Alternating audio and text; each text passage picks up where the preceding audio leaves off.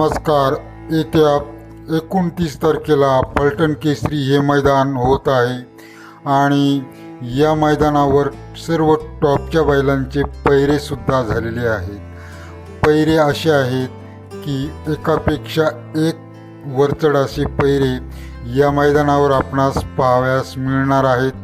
कारण या मैदानावर बक्षिसेही मोठी आहेत, त्यामुळे सर्व टॉपचे बैल या मैदानावर धावणार आहेत.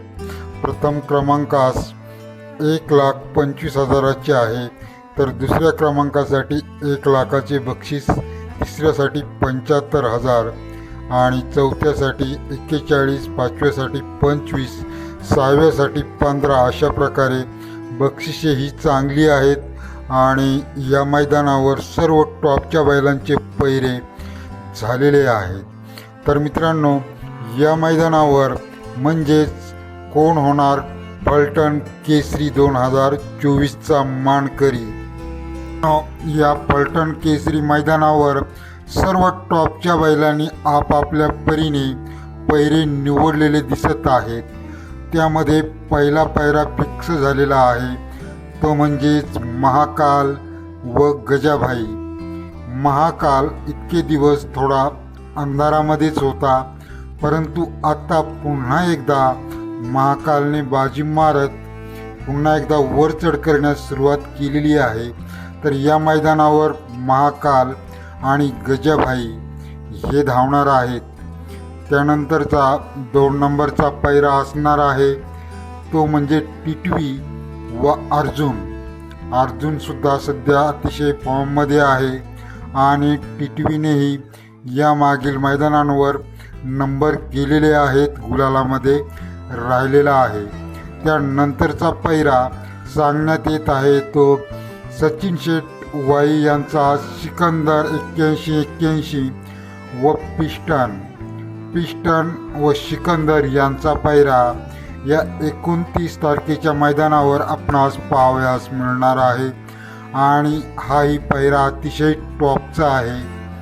त्यानंतर स्वर्गीय रणजित सर निंबाळकर यांचा सर्जा आणि द्वारली मुंबईचा हरण्या यांचा पैरा आहे. तर मित्रांनो, सर्जा आणि हरण्या हे सुद्धा पळणारे बैल आहेत आणि हा एक टॉपचा पैरा झालेला आहे. त्यानंतर देवाभाई व लारा यांचा पैरा फिक्स झालेला आहे. संभाजीनगरचा देवाभाई, जो काही लखनच्या जोडीला सतत धावत असतो, तो देवाभाई आणि लारा बरेचशा दिवसापासून थोडा डीम झालेला आहे आणि कदाचित पैऱ्यामुळे लारा थोडा कमी पडलेला आहे. नाहीतर लारासुद्धा टॉपचा बैल आहे आणि लारा बैलाला आता पैरा देवाभाईचा निवडल्यामुळे नक्कीच अतिशय अटीतटीची लढत येथे आपणास देवाभाई व लारा हे देणारच आहे. त्यानंतरचा पैरा आहे पुन्हा एकदा सचिन शेठ यांचा रायफल 81-81 आणि तेजा यांचा पैरा झालेला आहे. तर रायफल आणि तेजा पाहूया. रायफल हा मोठ्या मैदानांवरच धावत असतो आणि या मैदानावर आता त्याच्या जोडीला असणार आहे तेजा. हे नक्कीच अतिशय वेगाने धावणारे दोनही बैल आहेत आणि पाहूया यामध्ये काय होत आहे ते समजणारच आहे.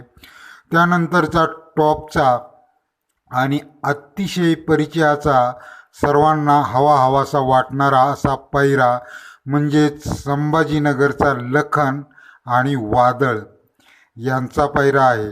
मागील मैदानावर वादळने 2रा क्रमांक केलेला होता, तर वादळ आणि लखन यांचा पैरा या मैदानावर आपणास पाहावयास मिळत आहे.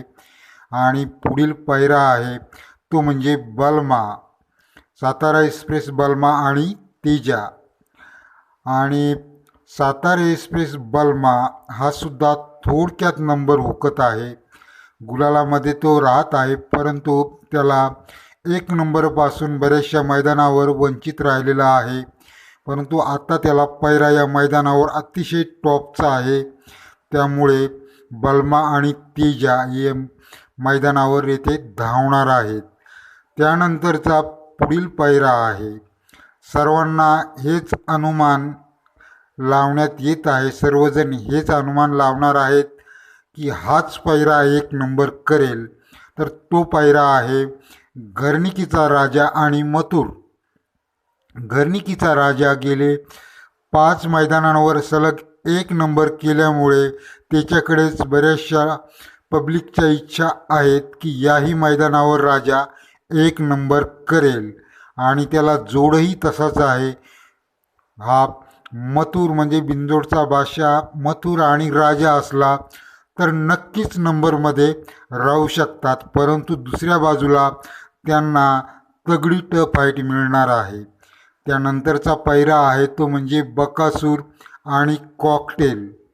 कॉकटेलसुद्धा सध्या बऱ्याचशा नंबरामध्ये आपणास पाहावयास मिळालेला आहे मागील मैदानांवर. त्याचा आणि बकासूरचा पायरा आहे.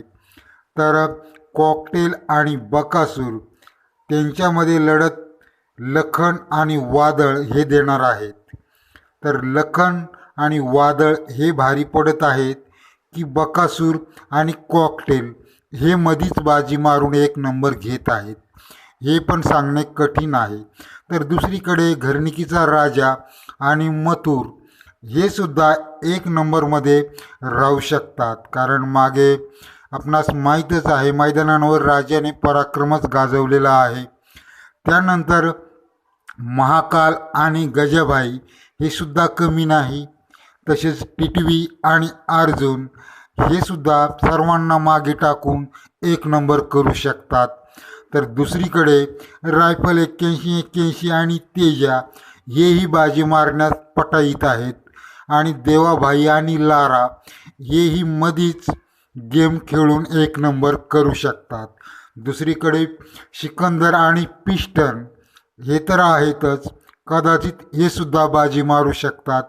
तर या मैदानावर कोण 1 नंबर करेल हे नक्की सांगणे तसे कठीण आहे. मित्रांनो, हे सर्व पैरे फिक्स झालेले आहेत आणि यामध्ये पाहूया 29 तारखेला कोण 1 नंबरचा मानकरी होत आहे.